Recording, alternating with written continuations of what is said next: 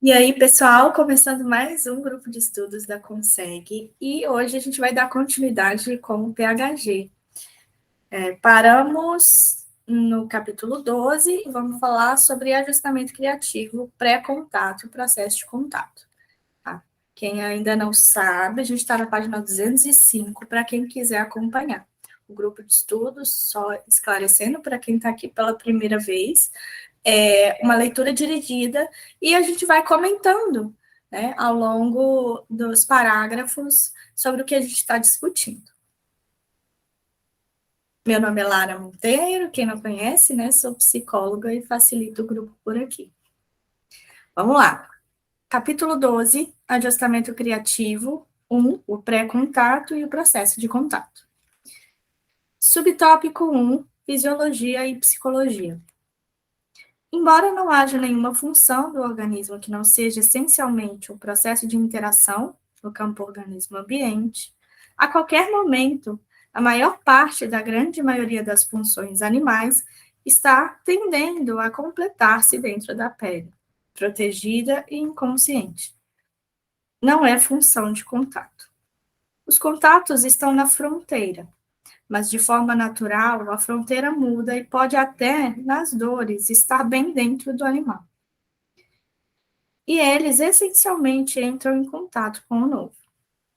Os ajustamentos orgânicos são conservativos, foram embutidos no organismo durante uma longa história filogenética. De modo presumível, em algum momento, toda a função interna foi também uma função de contato, aventurando-se no ambiente e padecendo. Por exemplo, peristaltismo, locomoção, a tato, digestão osmótica, a mitose, sexualidade, etc. Mas no presente, mesmo em situações de emergência, a regulação ocorre com pouco contato, como o novo. O sistema de ajustamentos conservativos herdados é a fisiologia. Naturalmente, ela está integrada e se regula como um todo. Não é uma coleção de reflexos elementares. Os antigos costumavam chamar essa inteireza da fisiologia de alma, e a psicologia, a ciência da alma, incluía também a discussão da fisiologia. Mas preferimos tornar objeto da psicologia o conjunto específico dos ajustamentos fisiológicos que também estão em relação com o que não é fisiológico. Isto é, os contatos na fronteira no campo organismo-ambiente. A diferença definidora entre fisiologia e psicologia é o conservadorismo autorregulador, relativamente autossuficiente da alma, e o confronto e a assimilação da novidade pelo self. Veremos, de acordo com isso, que o caráter de estar presente numa situação e o ajustamento criativo constituem a função self. Num certo sentido, o self nada mais é do que uma função da fisiologia. Em outro sentido, não faz em absoluto parte do organismo, mas é uma função do campo. É a maneira como o campo inclui o organismo. Ponderemos sobre essas interações entre a fisiologia e o self. Aqui é mais fazendo uma distinção, né, entre esse conceito da fisiologia e da psicologia, e aqui um apontamento que ele faz é quanto à função self, que a gente já trabalhou nos outros capítulos, né? E uma diferença que ele aponta é justamente essa função de contato que a gente tem, né? Entre o nosso organismo e o campo, né? E esse apontamento que ele faz é justamente o nosso self, né? Essa interação que a gente traz de fronteira que caracteriza, assim, esse lugar que a gente tem como função self, né? A ideia que a gente tem como função self. Ele vai fazendo, ao longo do capítulo, uma distinção entre esses conceitos, para a gente ter mais clareza do que está sendo abordado aqui. Subtópico 2, pré-contato, periódico e aperiódico. uma função fisiológica completa-se internamente, mas, em última instância, nenhuma função pode continuar a fazer.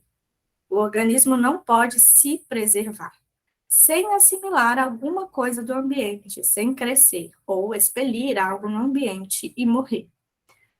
E aí, uma coisa básica aqui que a gente tem é, por exemplo, a satisfação de necessidades, da nossa necessidade de por exemplo, sede. Se a gente está com uma falta de. Se a gente está desidratado, né? Uma forma da gente conseguir se hidratar seria bebendo água. E água, né? Se a gente for parar para pensar, a gente está entrando em contato com algo que está externo a nós. Em algum momento, a gente precisa do ambiente para satisfazer essa necessidade.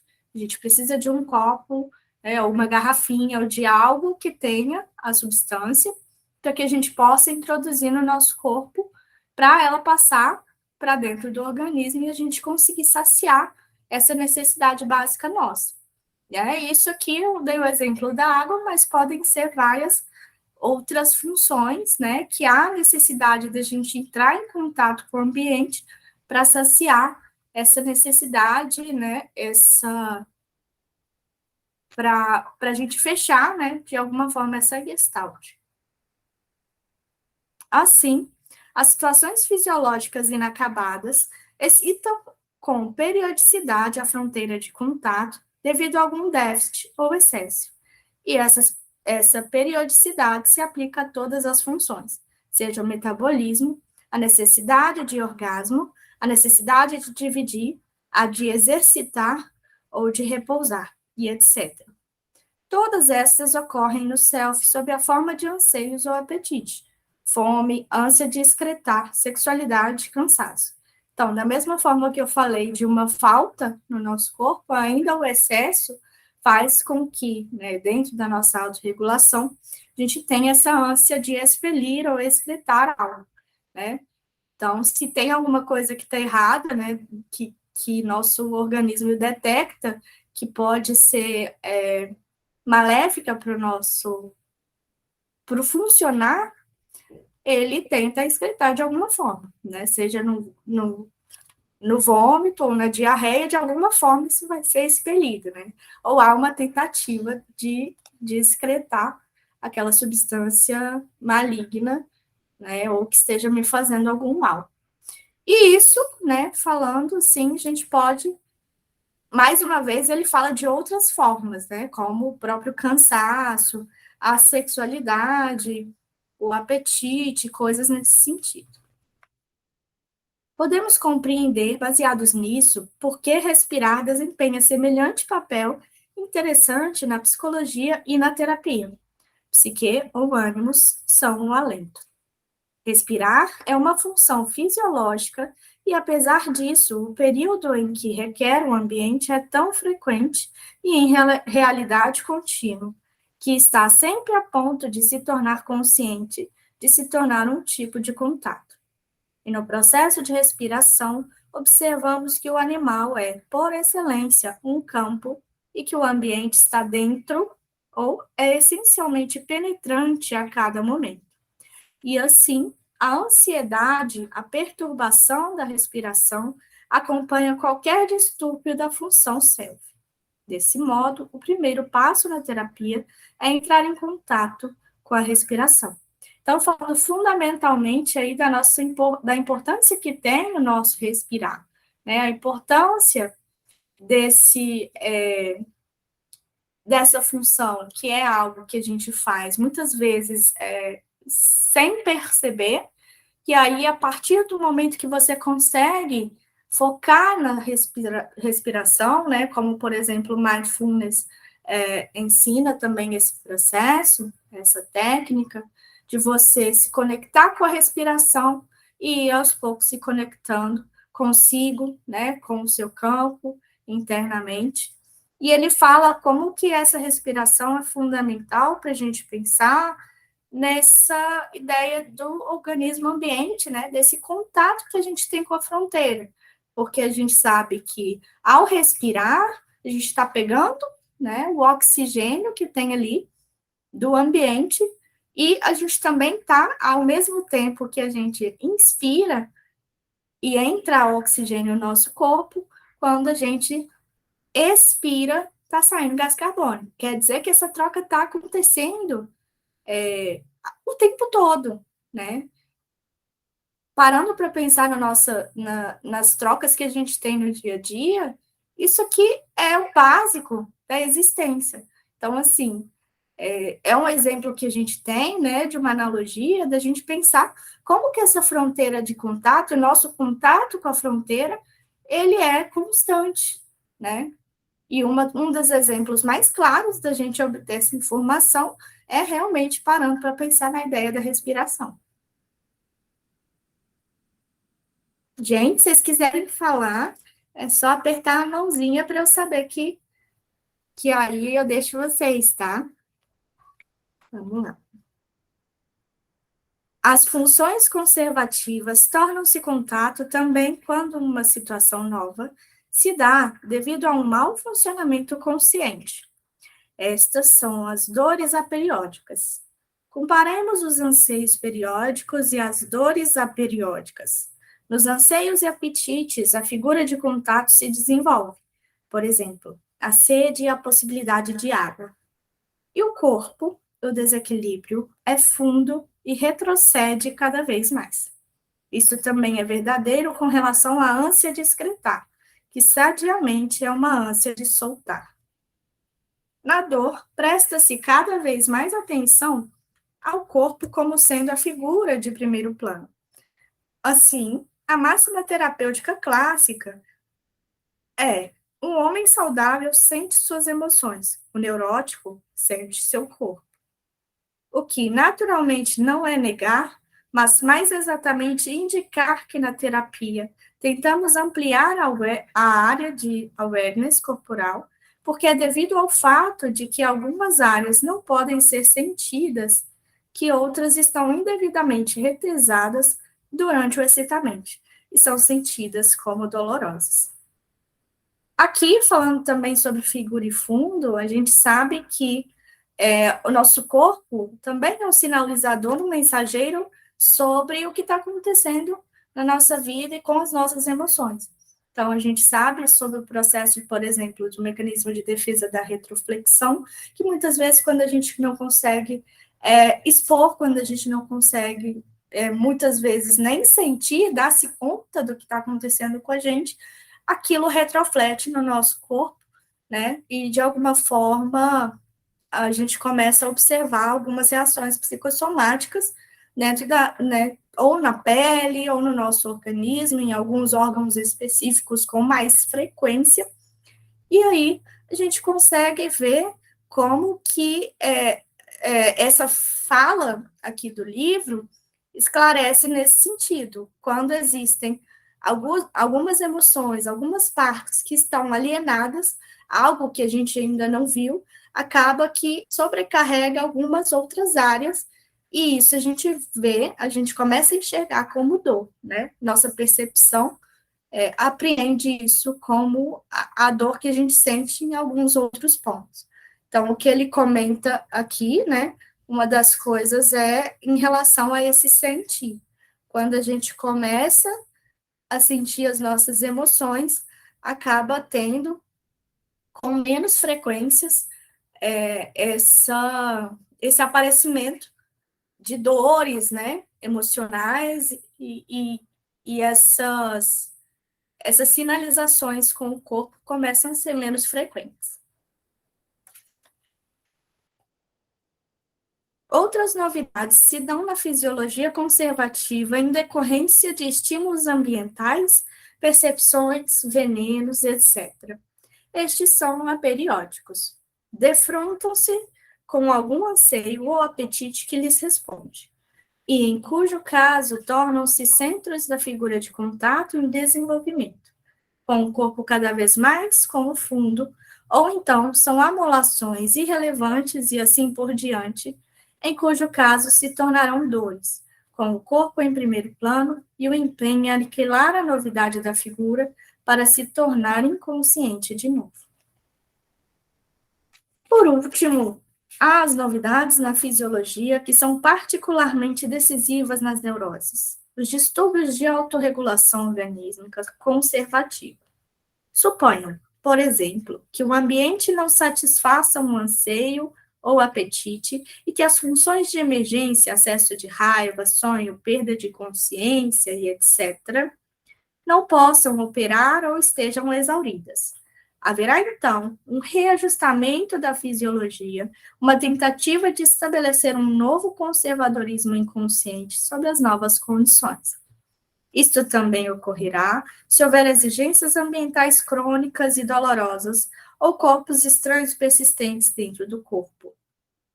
É óbvio que todos esses ajustamentos fisiológicos ad hoc não podem combinar-se facilmente com o sistema conservativo herdado. Funcionam mal, geram doenças e dores. Vamos pensar, gente, um exemplo muito claro sobre isso é os traumas de desenvolvimento. Se a gente está exposto ao longo da nossa criação, por um longo período de tempo, a situações de estresse contínuas, o que começa a ocorrer é que o nosso sistema de luto-fuga começa a se ativar com muito mais frequência, cotidianamente. O que vai, né, de alguma forma, o nosso organismo, ele tende a se adaptar a isso. E o que acontece é que essas ativações vão sendo cada vez mais constantes e a gente perde a regulação desse mecanismo.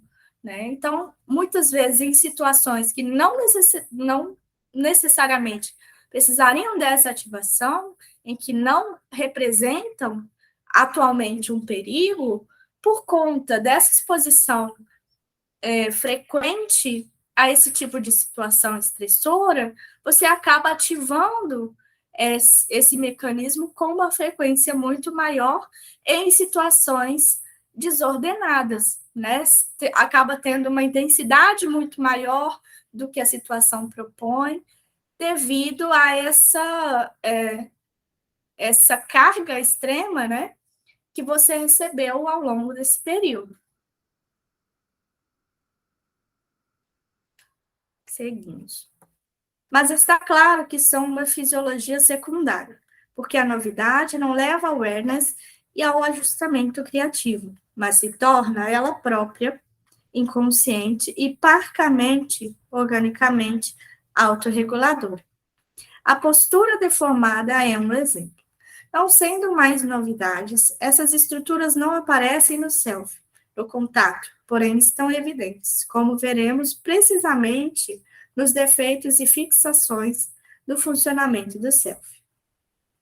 O ajustamento medíocre entre a fisiologia herdada e a nova fisiologia ocorre no self, mais uma vez com anseios ou sintomas periódicos matizados de dor. Um ponto que a gente pode pensar também é a gastrite nervosa, né? Parando para pensar em analogias, para dar de exemplo aqui.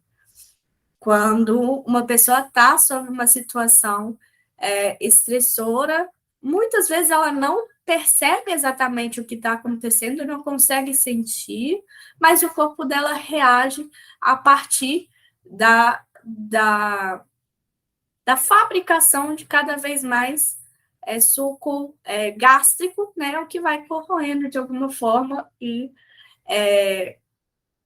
danificando o próprio tecido do órgão, né? Então, parar para pensar dessa situação, de alguma forma, é o organismo que tentou se adaptar a alguma situação, só que a gente sabe que, se não é a situação saudável, de alguma forma, isso vai ser sinalizado, né?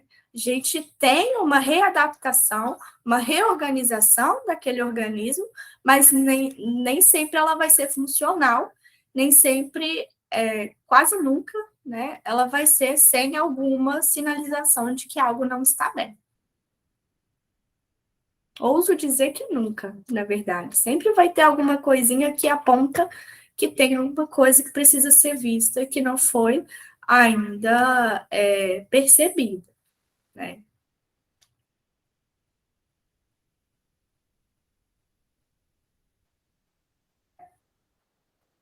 Desse modo, é com o acontecimento da novidade que a fisiologia se torna plena de contato. Diferenciamos as seguintes classes. 1. Os anseios e os apetites periódicos, o contato se desenvolvendo em direção ao ambiente. 2. Dores aperiódicas, o contato se desenvolvendo em direção ao corpo. 3. Estimulações que se desenvolvem ou como apetites, emoções, ou como dores.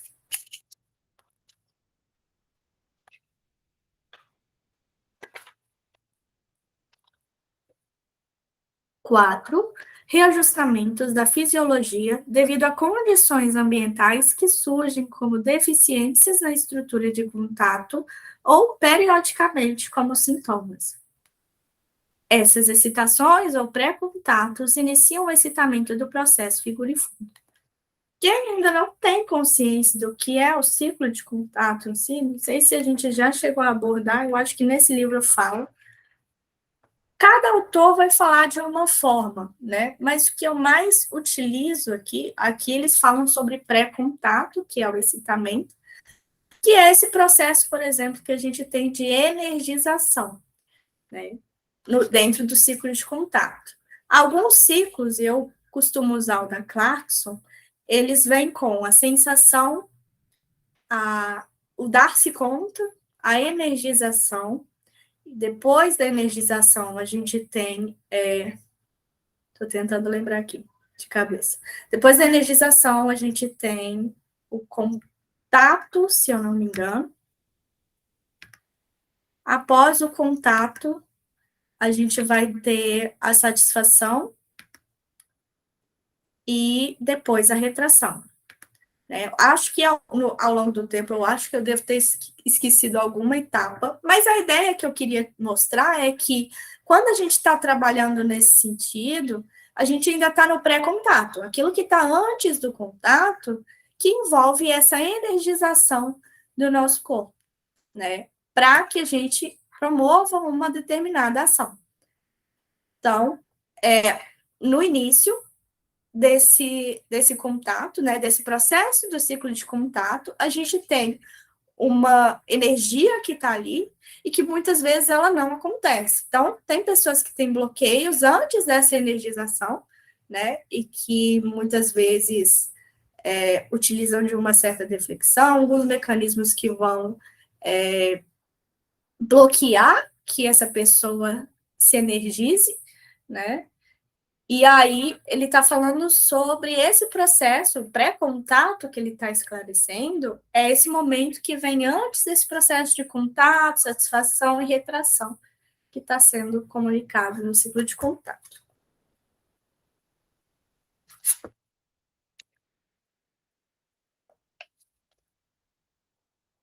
Ok. Subtópico 3, os primeiros estágios de contato. Então, agora a gente falou antes do pré-contato e a gente vai começar a entrar no processo de contato agora, tá? Dentro do ciclo, a gente está começando a fazer a voltinha do ciclo. Os excitamentos na fronteira de contato emprestam sua energia para a formação de uma figura objeto mais nítida e simples, aproximando-se dela, avaliando-a, superando obstáculos, manipulando e alterando a realidade, até que a situação inacabada esteja completa e a novidade assimilada. Esse processo de contatar, tocar o objeto amado, interessante ou apetitoso, ou expulsando do campo por evitação ou aniquilação, o objeto perigoso ou doloroso, é, em geral, uma sequência contínua de fundos e figuras, cada fundo esvaziando-se e emprestando sua energia à figura em formação, que, por sua vez, torna-se o fundo para uma figura mais nítida. O processo inteiro é um excitamento consciente crescente. Note que a energia para a formação figura provém de ambos os polos do campo, tanto do organismo como do ambiente. Ao se aprender algo, por exemplo, a energia provém da necessidade de aprendê-lo, do meio social e do ensino, e também da força intrínseca do tema. É comum, embora acreditemos que seja enganoso, pensar no interesse do tema como sendo catequizado completamente para este a partir daquele que aprende e de seu papel social. Aqui a gente começa a entender um pouquinho de como essas funções de contato se dão, né? Quando ele fala que, de alguma forma, quando a gente começa a ter contato com esses excitamentos da fronteira de contato e que passam essa energia para que esse processo seja feito, a gente começa, então, a dar de cara com essa ideia de avaliar, né, de superar os obstáculos, de manipular e alterar a realidade, que é, a partir dessa energia que me entregaram aqui, né, dentro dessa gestalt, eu consigo fazer algo a respeito, né, agir sob aquela necessidade que eu preciso atender. E aí abre-se, né, essa cortina de alternativas de possibilidade para acessar aquilo que eu preciso acessar. O processo de contato é um único todo, mas podemos dividir convenientemente a sequência de fundos, figuras da seguinte maneira. Uma, pré-contato, o corpo é o fundo, o apetite ou o estímulo ambiental são a figura.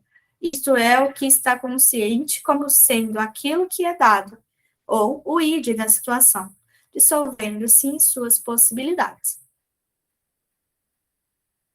Então, aqui o que a gente pode pensar na ideia de pré-contato, por exemplo, é esse começo, né? Essa sensação que a gente começa a ter. 2, o processo de contato. Na verdade, além da sensação, tem o dar-se conta e a energização, que todos esses processos vêm antes do contato propriamente dito. 2, o processo de contato. O excitamento do apetite torna-se o fundo e algum objeto ou conjunto de possibilidades é a figura. O corpo diminui, ou, contrariamente, na dor, o corpo torna-se figura. Há uma emoção. Ou B, há uma escolha e a rejeição de possibilidades, a agressão ao se aproximar de obstáculos e o superá-los, e a orientação e manipulação deliberadas. Estas são as identificações e alienações do ego.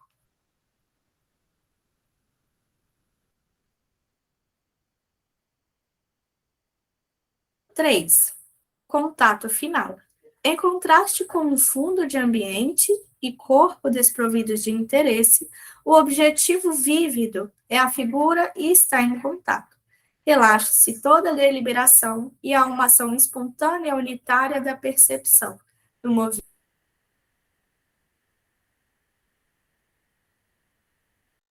A awareness está no seu ponto do tudo.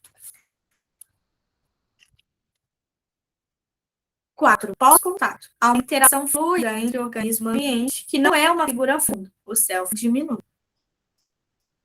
Mais uma vez, quando a gente fala em pós-contato, a gente está falando desse lugar da retração, em que, a partir da satisfação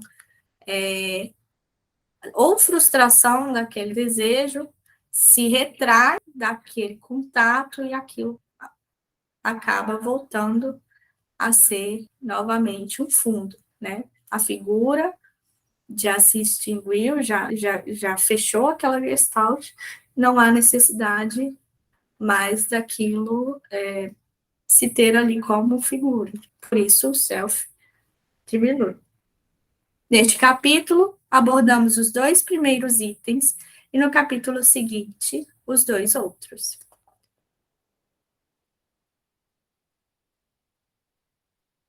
Parece que o apetite ou é estimulado por alguma coisa no ambiente ou surge de forma espontânea do organismo. Contudo, naturalmente, o ambiente não excitaria, não seria um estímulo, a não ser que o organismo estivesse pronto para responder.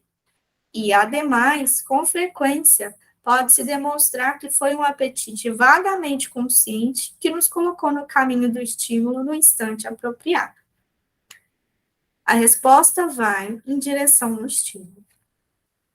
E aí cabe a gente entender também, né, fazendo até um adendo em relação a isso, como que Isso pode partir de uma necessidade intrínseca do organismo, ou pode haver um estímulo externo que deixa isso mais evidente em nós. Mas nunca a gente vai pensar na possibilidade de que não existia ali, né, uma abertura nossa para que aquele estímulo captasse a nossa atenção, a nossa percepção.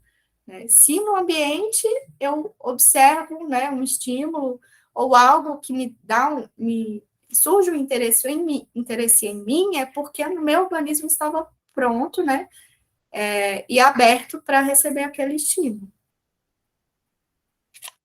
Voltando aí para a ideia de responsabilidade também, né, de que isso é algo nosso, independente se é algo externo ou não, ainda assim houve uma abertura do nosso próprio organismo em relação a identificar aquele objeto como algo de interesse ou não. Né?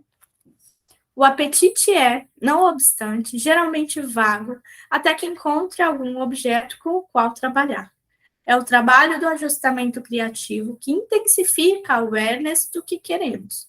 Mas em casos de extrema necessidade, de déficit ou excesso fisiológico extremos, o apetite espontâneo pode tornar-se definido, vívido e nitidamente delineado até o extremo da alucinação. Na imperfeição de um objeto, ele produz um objeto, em grande parte de fragmentos de memória. Naturalmente, isto ocorre na repetição neurótica, quando a necessidade é tão esmagadora em sua influência e os meios de aproximação são tão arcaicos e irrelevantes que um ajustamento criativo ordinário que assimile uma novidade real é impossível. Quando a gente fala de repetição neurótica, muitas vezes vem aqueles padrões que as pessoas acabam repetindo, né? Por exemplo, a ideia do dedo podre, né? Não sei por que eu voltei eu estou num relacionamento péssimo, que eu falei que eu nunca mais entraria num relacionamento assim, e eu não sei por que eu estou exatamente onde eu falei que eu nunca mais ia pisar, né? Algo que a gente pode observar nesse sentido, eles falam aqui como alucinação, mas você enxerga ali. Vamos pensar que você aprendeu de uma forma, né, o que significava amor, o que é ser vista ou ser reconhecida, através dos estímulos parentais que você teve, né, da sua criação, da forma de interação que você teve ao longo da vida, e essa é a forma que você conhece de, de, de se relacionar. Então, por mais que você almeje, né, cognitivamente algo diferente daquilo, quando você se aproxima de algo, muitas vezes seu interesse desperta sempre para as mesmas interações, para as mesmas formas de se relacionar. E aí, muitas vezes se fala em dedo podre, também é uma desresponsabilização, né, sobre o seu ato de buscar sempre as mesmas coisas, mas também falta uma clareza muito grande do que é que tem por trás dessas escolhas que vão sempre para o mesmo caminho, né? E por falta de clareza, a gente acaba repetindo sempre as mesmas escolhas, mesmo sabendo, né, inconscientemente, que aquilo não nos faz bem, porque é a forma conhecida que a gente tem de se relacionar.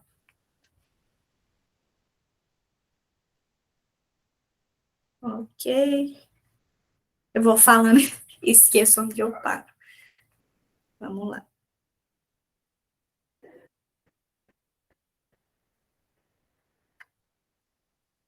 De onde eu parei. Naturalmente, socorro na repetição, tá. Alucinar a ponto de obliterar o ambiente é uma função de emergência, mas chama a nossa atenção para o que ocorre na situação costumeira.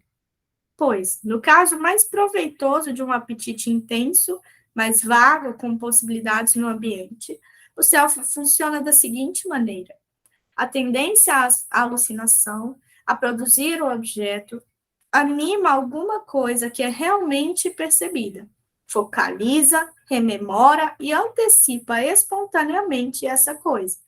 Defronta-se não com o que existia a um momento, mas com o objeto feito de percepção e de imaginação, em contraste com o fundo de excitamento crescente.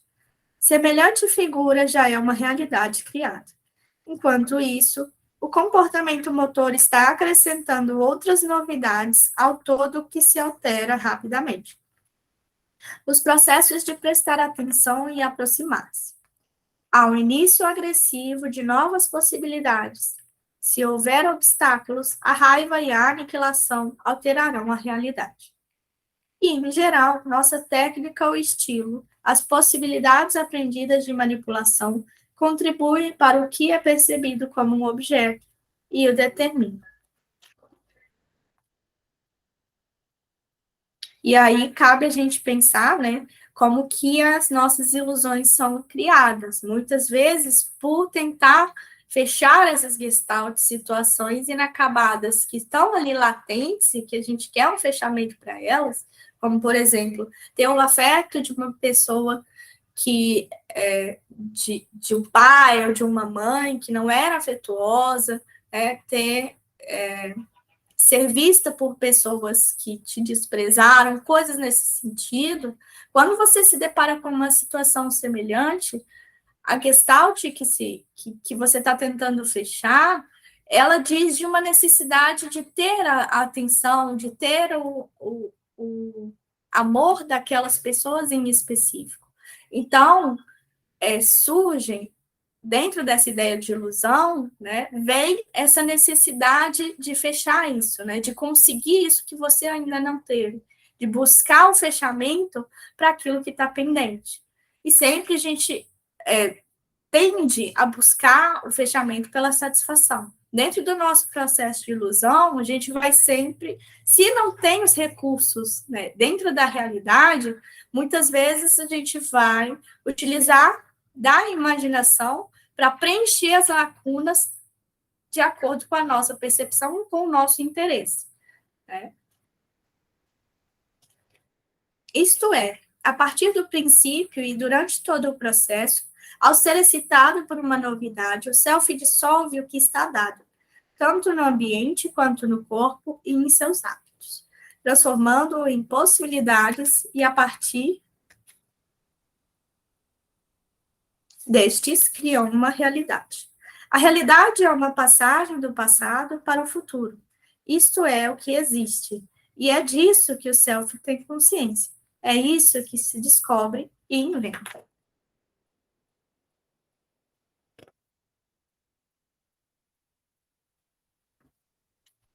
Então, aqui mais uma vez, né, falando sobre isso, quando se encontra uma novidade, se reacende essa necessidade de fechamento. Poxa, mas isso aqui é diferente, e aí cria-se, né, essas expectativas de que, de alguma forma, dessa vez pode dar certo.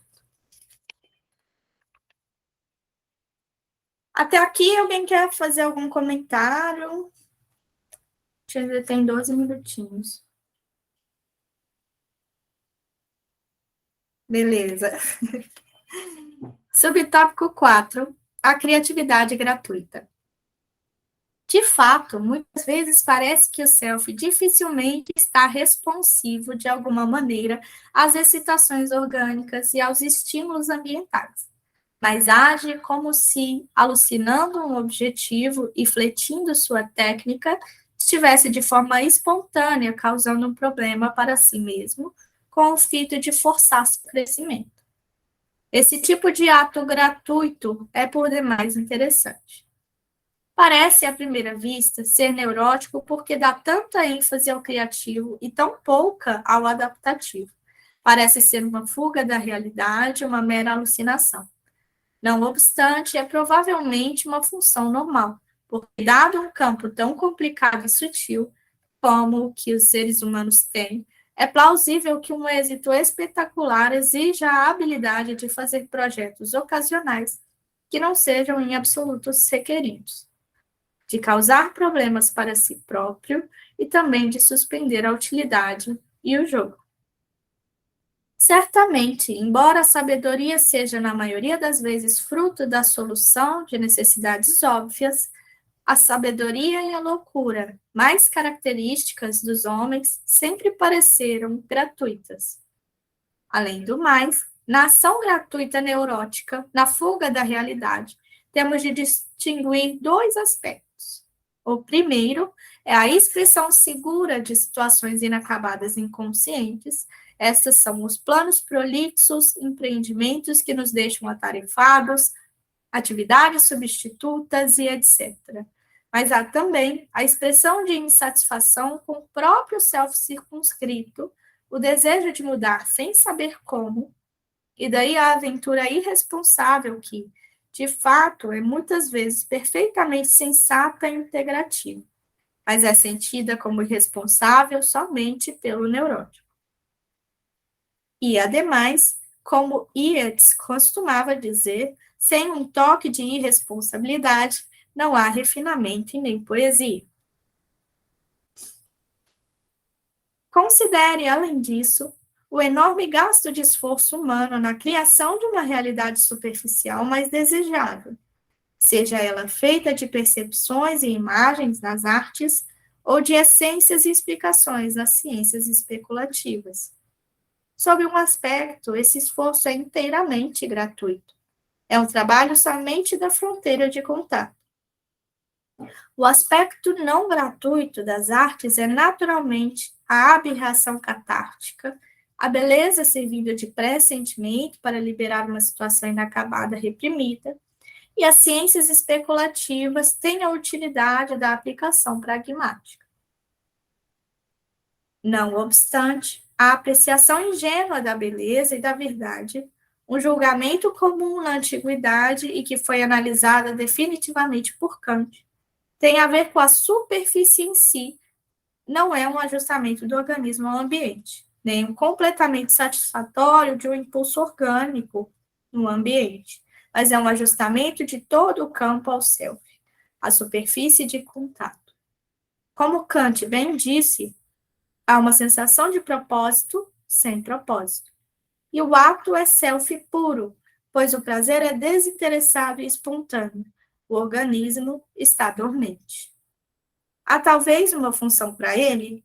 Num campo difícil e cheio de conflitos, onde quase nada pode existir sem deliberação, prudência e esforço, a beleza torna-se de repente um símbolo do paraíso, onde tudo é espontâneo. Feras sem dentes e a rosa sem espinhos. Sim, ou feras com dentes e heróis que podem ganhar ou perder grandiosamente. E onde, como disse Kant, a felicidade é a recompensa por boas intenções. Então, essa criatividade gratuita da awareness é verdadeiramente recreativa, trazendo o conceito, recreation é recriação ou recreação, portanto, recreative é, obviamente, recreativo, mas num jogo de palavras pode ser também recreativo. Ele está falando sobre a ideia, né, que se utiliza aqui na tradução, eles colocaram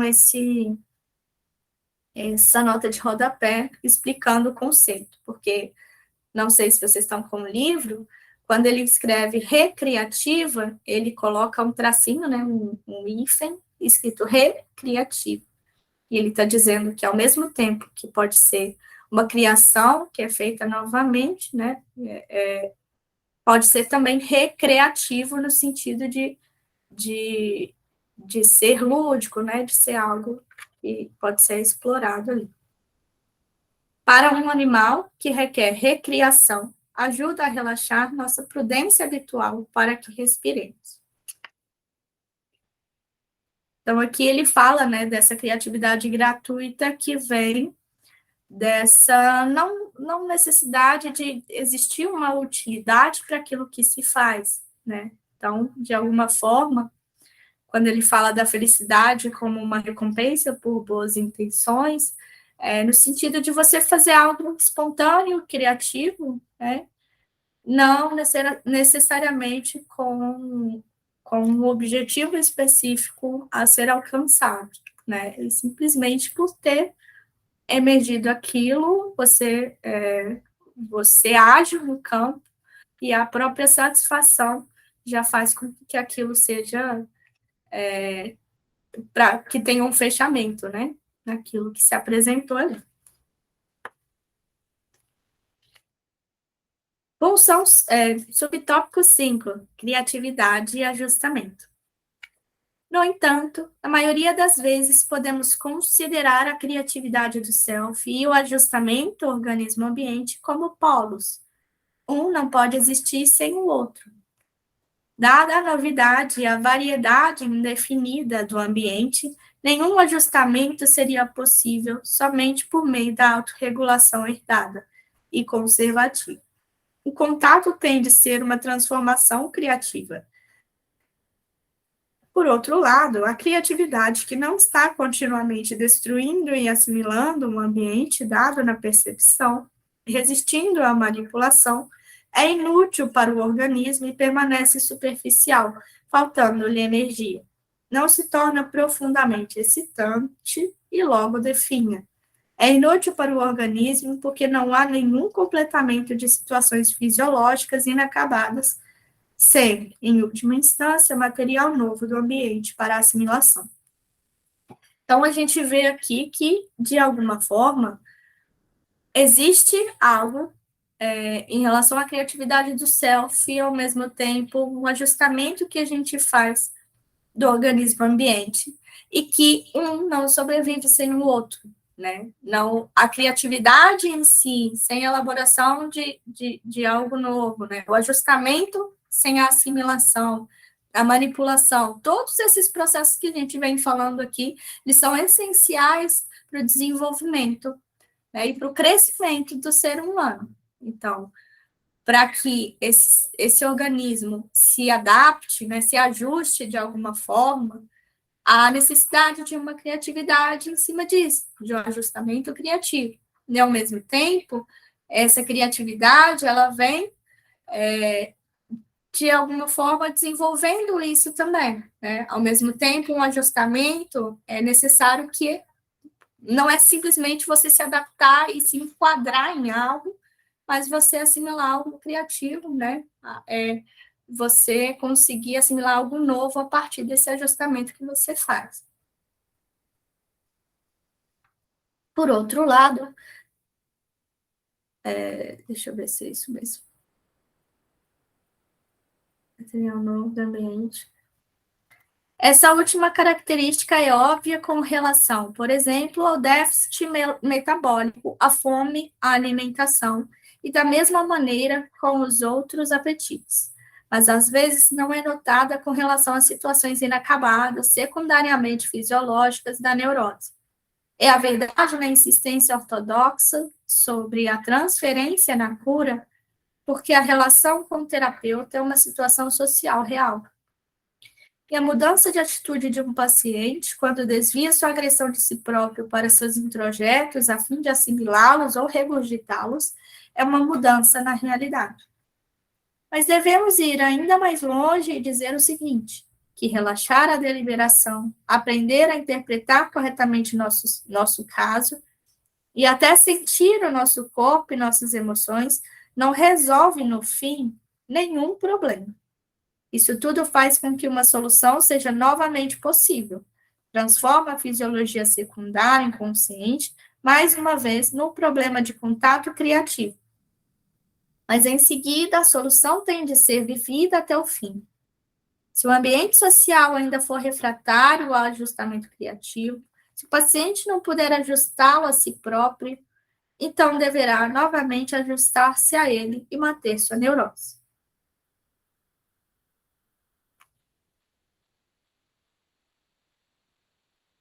Então, quando a gente traz essas situações para cá, né, é importante que a gente tenha consciência também que só de você ter a clareza, né, de só você observar, né, conseguir sentir, conseguir interpretar corretamente as situações que você está trazendo, não é possível se você não estiver num ambiente que seja favorável para que você consiga agir de uma forma diferente, né?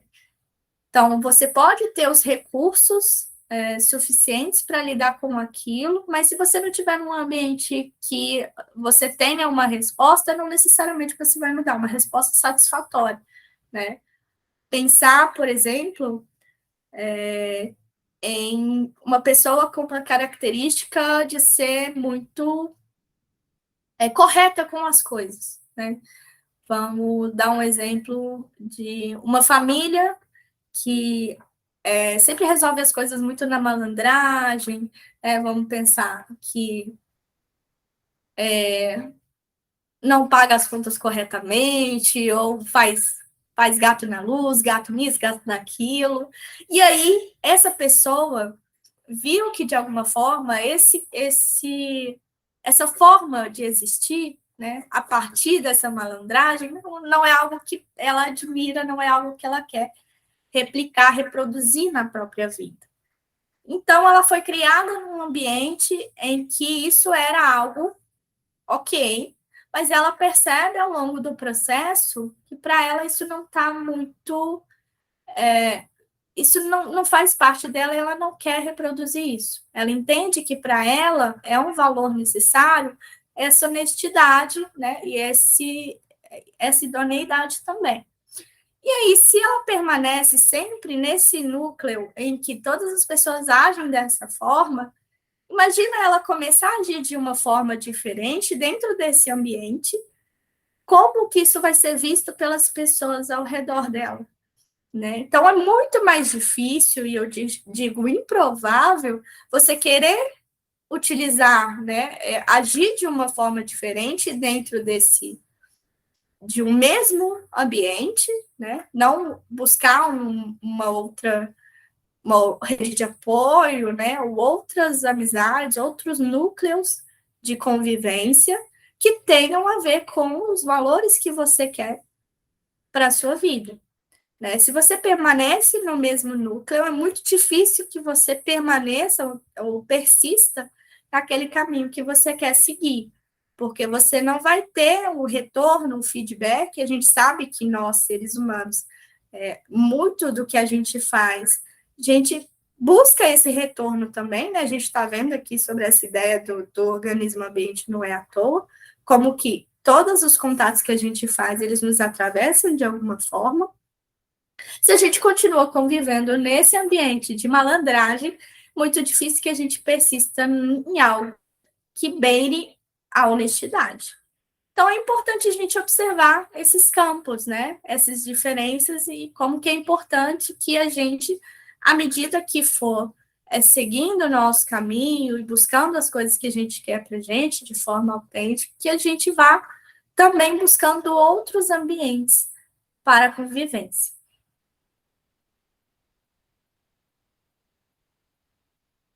A criatividade sem um ajustamento expansivo torna-se superficial. Nesse caso, primeiro, porque não se nutre do excitamento da situação inacabada, e o mero interesse no contato decai. Em segundo lugar, ao manipular o resistente que o self se torna envolvido e comprometido. O conhecimento e a técnica e uma parte cada vez maior do passado acabado são postos em ação e questionados. Em breve, as dificuldades irrelevantes, a irracionalidade da realidade, comprovam ser um meio de explorar a si próprio e descobrir o que realmente pretendemos. As frustrações, a raiva, as satisfações parciais instigam o excitamento. Este é instigado, em parte, pelo organismo, em parte pelo ambiente resistente, destruído e estimulante. Fazendo mais uma vez uma comparação com as belas artes, a noção crosseana de que o momento criativo é a intuição do todo e que o resto é mera execução é verdadeira e, apesar disso, profundamente falsa. A intuição, de fato, prefigura o produto final. É projetada desde o começo sob a forma de uma alucinação. Mas o artista não entende o sonho, não sabe o que pretende. É o manuseio do meio que revela na prática a sua intenção e o força a percebê-la. E aí finalizamos aqui no subtópico 5. E aí na próxima semana que a gente for falar sobre PHG, a gente permanece na página 212 para falar sobre emoções, que é o subtópico 6. É isso. pessoas. Na semana que vem a gente tem IONTEF, não sei de cor qual foi a página que a gente parou, mas eu envio no grupo para vocês qual que vai ser a página para que, se vocês quiserem acessar o material antes, né, para ir desenvolvendo isso, vocês já tenham essa consciência. É isso. Eu agradeço vocês pela presença. Um ótimo dia para você, ótima semana, bons estudos, tá? Ótimo. Tchau, tchau, até semana que vem. Abraço.